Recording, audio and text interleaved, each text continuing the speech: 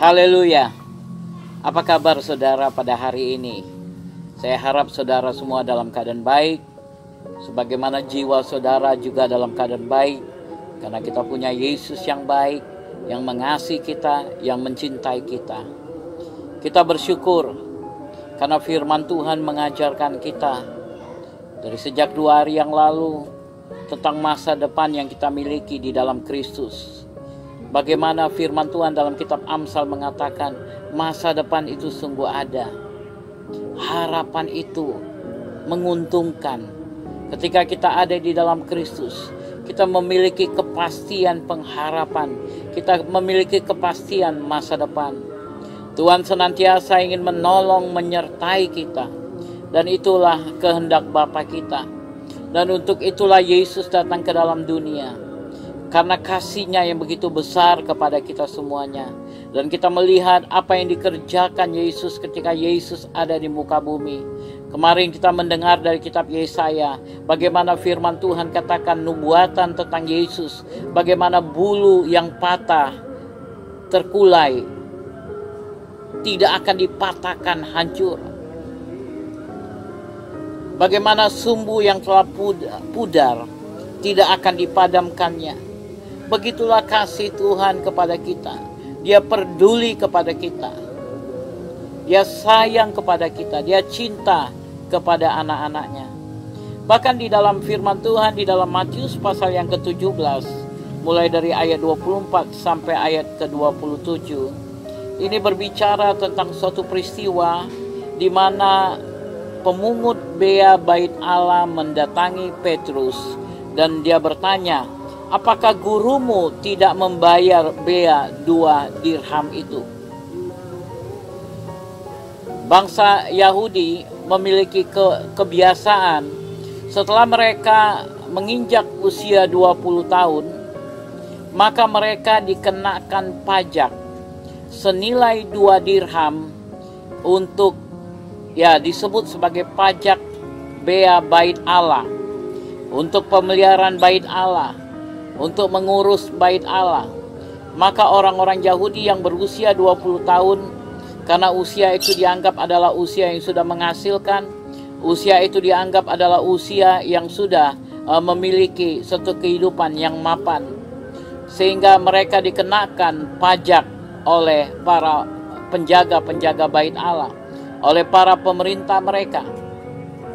Dan kita melihat apa yang Yesus katakan di sini ketika Petrus berkata, ayat 25 dikatakan, jawabnya memang membayar. Dan ketika Petrus masuk rumah, Yesus mendahulunya dengan pertanyaan, apakah pendapatmu Simon? Dari siapakah raja-raja dunia ini memungut bea dan pajak? Dari rakyatnya atau dari orang asing? Jawab Petrus, dari orang asing. Maka kata Yesus kepadanya, jadi bebaslah rakyatnya. Bapak, Ibu, Saudara-saudari yang terkasih, pada waktu peristiwa ini terjadi, ada satu peristiwa krisis ekonomi yang sedang terjadi pada mereka pada waktu itu. Kita tahu bahwa pada zaman itu mereka sedang berada di dalam masa penjajahan Romawi. Dan mereka mengalami kritis ekonomi, kesusahan secara finansial. Dan pada waktu itu mereka dipaksa untuk membayar bea bait Allah. Mereka diwajibkan untuk membayar bea bait Allah. Sehingga Yesus berkata, seharusnya sebagai pemimpin yang baik, pemerintah yang baik, harusnya raja-raja dunia ini tidak memungut bea bait Allah itu. Jangan dia mengambil daripada rakyatnya, karena ini mesti zaman susah. Ini masih zaman susah. Orang-orang lagi mengalami kesusahan. Saudara lihat bagaimana Tuhan itu peduli kepada kita. Ketika Yesus berada di muka bumi ini, walaupun pada saat itu dia sebagai seorang manusia biasa, tetapi jangan saudara lupakan bahwa dia juga Tuhan pada waktu itu. Dia juga Tuhan. Apa yang Yesus perbuat pada waktu itu Apa yang Yesus ungkapkan, nyatakan, itulah merupakan hati Tuhan yang sebenarnya. Hati Tuhan peduli kepada anak-anaknya. Hati Tuhan cinta kepada anak-anaknya. Dia tahu apa yang menjadi kebutuhan anak-anaknya. Tuhan tahu keadaan seperti apa yang sedang kau alami saat ini. Tuhan tahu engkau sedang dalam seperti apa saat ini. Dia mengasihi engkau, dia mencintai engkau. Dan dia peduli kepada engkau. Dan dia selalu ingin memberikan jalan keluar kepada anak-anaknya. Dan kita melihat apa yang Tuhan berikan kepada Petrus. Di ayat 27 dikatakan, tetapi supaya jangan kita menjadi batu sandungan bagi mereka, pergilah memancing ke danau. Saudara lihat, supaya jangan kita menjadi batu sandungan bagi mereka. Pada saat ini, pada waktu masa pandemi ini, banyak orang yang mengalami kesulitan-kesulitan, bahkan banyak perusahaan-perusahaan yang tutup, banyak hal yang terjadi di muka bumi ini. Banyak orang yang di PHK, tetapi ada tanggung jawab yang tetap harus dikerjakan. Sebagai contoh, mungkin ada di antara Bapak Ibu saudara-saudari yang sempat kredit kendaraan. Apakah kredit sepeda motor, kredit mobil. Itu tanggung jawab kita yang harus kita kerjakan. Tanggung jawab kita. Ada hak dan kewajiban yang kita harus penuhi.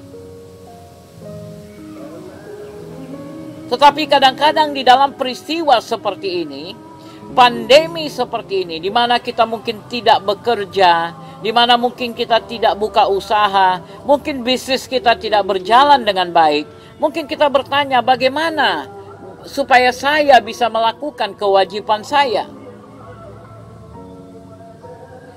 Tetapi di sini Tuhan Yesus berkata, supaya jangan kita menjadi batu sandungan bagi mereka. Menjadi batu sandungan bagi mereka. Bapak, Ibu, saudara-saudari yang terkasih, bagi orang percaya, ini yang perlu kita jaga di dalam kehidupan kita. Agar kita tidak menjadi batu sandungan bagi orang-orang yang tidak percaya. Agar kita melakukan tugas dan tanggung jawab kita dengan baik. Agar kita mengerjakan apa yang menjadi kewajiban kita. Kalau memang saudara terikat janji di dalam utang piutang, di mana saudara harus membayar hutang-hutang saudara. Mungkin saudara kredit televisi, mungkin saudara kredit handphone, mungkin saudara punya tanggung jawab yang lain. Itu merupakan tanggung jawab yang harus kau penuhi. Jangan engkau menjadi batu sandungan. Karena gampang bagi orang-orang yang tidak percaya untuk menghakimi orang-orang yang percaya. Apalagi mungkin engkau pernah suatu hari yang lalu bersaksi kepada mereka tentang bahagianya hidup sebagai anak-anak Tuhan. Bagaimana Tuhan menyertai dan Tuhan memberkati anak-anaknya. Tuhan memelihara anak-anaknya. Maka sangat sulit bagi kita untuk berkata, minta maaf ya, saya belum bisa membayar tanggung jawab saya. Mereka akan dengan mudah menghakimi kita dan berkata, bukankah kalian punya Tuhan yang hidup? Bukankah kalian punya Tuhan yang besar? Bukankah kalian punya Tuhan yang dahsyat dan hebat? Kamu kemarin bersaksi tentang Tuhanmu. Itu sebabnya Tuhan Yesus berkata kepada Petrus, jangan kita menjadi batu sandungan. Dan supaya kita jangan menjadi batu sandungan, tentu saja Tuhan tidak hanya pandai berbicara, tetapi Dia juga Tuhan yang melakukan mujizat. Saudara lihat apa yang Tuhan Yesus perintahkan kepada Petrus. Dia katakan, pergilah memancing ke danau, dan ikan pertama yang kau pancing, tangkaplah dan bukalah mulutnya, maka engkau akan menemukan mata uang 4 dirham di dalamnya. Saudara, Tuhan menyuruh Petrus untuk ke danau memancing. Dan dia akan mendapatkan seekor ikan, di mana di dalam mulut ikan itu akan terdapat uang dengan nilai 4 dirham.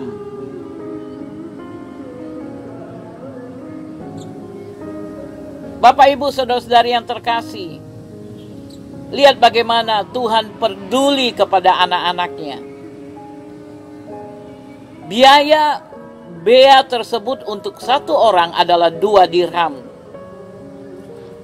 Tetapi Tuhan tidak hanya peduli tentang dirinya, tetapi Tuhan juga peduli tentang Petrus. Dan dia katakan Petrus akan menemukan uang di dalam mulut ikan itu seharga 4 dirham. Lihat betapa kasihnya Tuhan kepada Petrus. Jangan pernah lupakan itu, Bapak Ibu. Tuhan sangat mengasihi engkau. Dia sangat mencintai engkau. Dia peduli kepada engkau. Itulah untungnya dekat dengan Tuhan. Petrus senantiasa ada bersama dengan Yesus. Maka hidupnya senantiasa penuh dengan mujizat. Kalau engkau mau mujizat dalam hidupmu, dekatlah dengan Yesus. Bangunlah persekutuan dengan Yesus. Maka engkau akan lihat mujizat demi mujizat di dalam kehidupanmu. Rajinlah ke gereja. Rajinlah membaca firman Tuhan. Rajinlah bersekutu dengan orang-orang percaya. Maka engkau akan lihat mujizat demi mujizat terjadi dalam kehidupanmu. Itulah artinya dekat dengan Yesus. Bagaimana engkau bergaul? Firman Tuhan katakan pergaulan yang buruk merusak kebiasaan yang baik. Engkau perlu membangun pergaulan dengan orang-orang benar, dengan orang-orang percaya, maka engkau akan lihat mujizat terjadi dalam kehidupanmu. Dan Yesus berkata, Petrus, pergilah memancing ke danau. Engkau akan temukan mata uang, koin, seharga 4 dirham. Wow, itu mujizat Bapak Ibu. Bagaimana ikan bisa memakan uang? Apakah tidak ada makanan lain? Apakah ikan itu tidak tahu bahwa uang itu keras sehingga dia memakannya? Saya yakin dan percaya Tuhanlah yang memerintahkan ikan itu untuk memakan uang itu. Sama seperti Tuhan perintahkan ikan paus untuk menelan Yunus. Sama seperti Tuhan perintahkan burung gagak untuk membawa daging dan memberi makan Elia. Seperti itu juga saya yakin dan percaya Tuhan perintahkan ikan itu untuk memakan uang tersebut. Dan kemudian memakan mata pancing Petrus. Sehingga dia boleh tertangkap oleh Petrus. Dan menyerahkan uang itu kepada Petrus.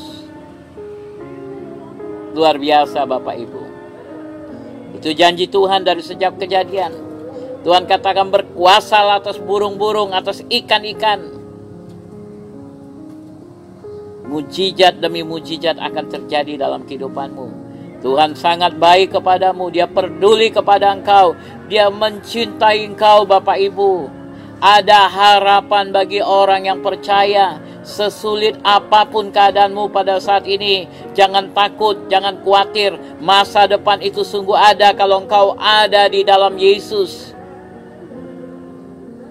Mujizat akan terjadi. Dari yang tidak mungkin menjadi mungkin. Mustahil ada uang di dalam mulut ikan. Mustahil. Tapi itu bisa terjadi karena Yesus yang memerintahkannya.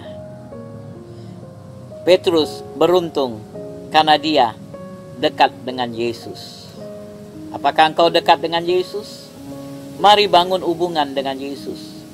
Dan saudara lihat, dia menemukan mata uang 4 dirham. Apakah artinya uang 4 koin ada di dalam mulut ikan itu? Tidak. Tetapi bahasa yang dipakai di sini adalah stater. Stater itu adalah mata uang Romawi pada waktu itu, yang nilainya sama dengan 4 dirham. Jadi koin yang ditemukan satu, tapi satu koin memiliki nilai 4 dirham. Satu orang membayar 2 dirham, 2 orang membayar 4 dirham. Petrus berkata, Tuhan, ini uangnya. Dan Tuhan katakan apa? Ambillah itu dan bayarkanlah kepada mereka, bagiku dan bagimu juga. Haleluya. Betapa Tuhan peduli kepada kita. Betapa Tuhan sayang kepada kita. Dia cinta kepada kita. Ingat, bulu yang terkulai tidak akan dipatahkannya. Sumbu yang pudar tidak akan dipadamkannya. Ada harapan bagi orang-orang percaya kepada nama Yesus. Ada pengharapan bagi orang-orang yang mengasihi Tuhan, mencintai Tuhan. Oleh sebab itu saya anjurkan kepada kita semuanya. Bangunlah persekutuan dengan Tuhan. Bangunlah persekutuan dengan Yesus. Lihatlah persekutuan dengan orang-orang percaya. Lihatlah sesama orang percaya adalah seperti engkau bersekutu dengan Yesus. Karena Yesus katakan inilah perintah yang utama itu. Kasihlah Tuhan Allahmu dengan segenap hatimu. Dan yang sama dengan itu, kasihlah sesamamu manusia. Ketika engkau mengatakan aku mengasihi Tuhan, maka engkau juga mengasihi saudara-saudarimu. Dan ketika engkau bersekutu dengan mereka, saya percaya Tuhan akan melakukan mujizatnya bagi hidupmu dari saudara-saudarimu. Karena mereka adalah seperti Yesus bagimu. Dia sanggup melakukan mujizat bagimu. Dia sanggup melakukan hal-hal yang dahsyat hebat bagimu. Oleh sebab itu, harapkan mujizatnya pada hari ini. Tuhan memberkati, mari kita berdoa. Bapa, aku berdoa untuk setiap anak-anakmu yang sedang mengharapkan mujizat pada hari ini. Aku berdoa biarlah mereka menemukan mujizat di dalam nama Yesus. Karena mereka tidak boleh menjadi batu sandungan. Mungkin pada saat ini mereka terikat dengan tanggung jawab utang piutang yang harus mereka bayar. Tuhan tolong mereka untuk bisa membayar semua hutang piutang mereka. Sehingga mereka tidak menjadi batu sandungan. Berkati mereka pada saat ini Bapa. Aku berkati mereka di dalam nama Tuhan Yesus. Amin. Amin. Terimalah mujizatmu. Tuhan berkati. Stay safe. God bless you. Shalom.